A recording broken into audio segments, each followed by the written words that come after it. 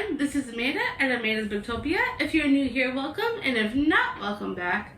And today, I'm going to go over all the books that I read in the month of January and give you all my thoughts. Some of them you might have already heard if you've been following my channel for a little while. So, without further ado, let's jump right into the books. So, we have One Last Rainy Day by Kate Stewart. I read this for my Scattergorathon reading vlog, and I absolutely loved it. If I could give this like 10 out of 10 stars, 15 stars, 20 stars, that's what I would give this. It was heartbreaking and all the feels, like, seriously. For those that don't know, this is a spin-off of the Ravenhood trilogy by Kate Stewart. It originally starts with Flock, and it has Exodus and The Finish Line. So I recommend reading those before you jump into this one, because this one is a spin-off in Dominic's perspective, and Dominic is the main character from the original series, and he's also my favorite character. So reading this was so hard, but amazing at the same time. I cried, I laughed, I felt all the feels. It was everything and more. I am so glad I finally read this. I heard there's going to be another in the spin-off Legacy series, so I cannot wait to see what she comes out with next.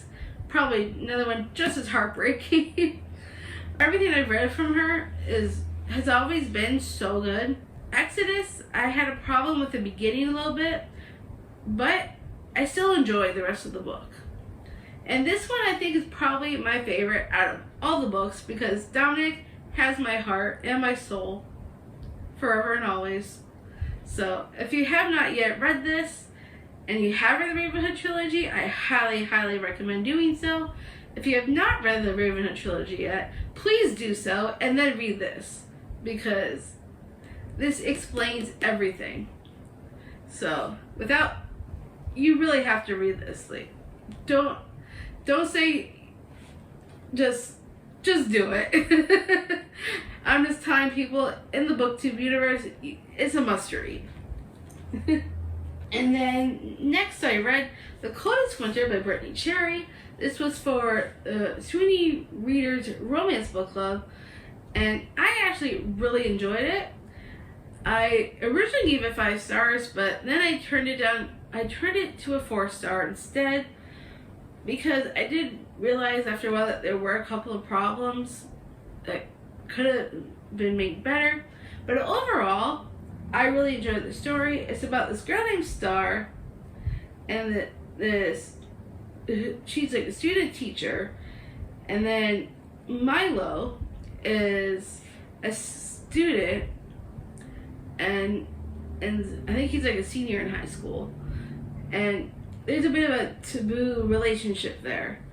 And all this stuff that goes on with Milo is so heartbreaking. I felt for him big time. And I think it started out a little rough, but it got so much better for me. I absolutely adored Milo. He's probably my favorite character in the series.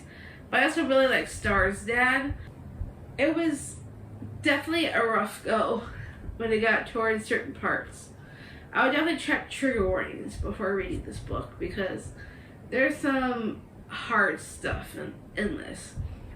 Especially when it comes to abuse and blindness. I would definitely check those out before reading it. But I really enjoyed it, gave it 4 stars. I would definitely read more from this author, for sure. I also have read another book by her before that I really enjoyed, and that's called Eleanor and Gray.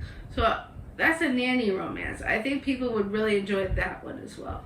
But this one definitely has a special place in my heart because of Milo. So I'll definitely be recommending this book to people, for sure. And then the next book I read was The Writing Retreat by Julia Bartz. This is a thriller where the main character is invited on this writing retreat with this very, very famous author, and only her and a select few get invited to this retreat. And they have to like make word count every night, and weird things happen in this book. Very strange things. And for me, it was a little bit predictable in the thriller aspect. And there were things that I was like, facepalm, what just happened? Like, there's just stuff in here that just was weird. Like, who in their right mind would do some of this stuff? Some of them I did not quite understand. Others, I understood their motivations, but it was so predictable. And other things, I'm just like, what? Why? So unfortunately, I ended up giving this 3 stars. It was not a favorite. I probably won't read this again. Probably end up giving this away. It was just middle of the road. I didn't love it, and I didn't hate it. It was just very, very weird for me. Very weird. And I don't know if I want to read anything from this author again, but, you know. Never say never, right? Maybe eventually I'll give her another shot. But unfortunately, this one did not quite work for me. And then the next book that I attempted to read is A Crown of Ivy and Glass by Claire Legrand. I originally picked this up thinking I was going to love it, because I love Furyborn and Kingsbane by the same author. And I really, really, really wanted to love this. Unfortunately, I hated the main character.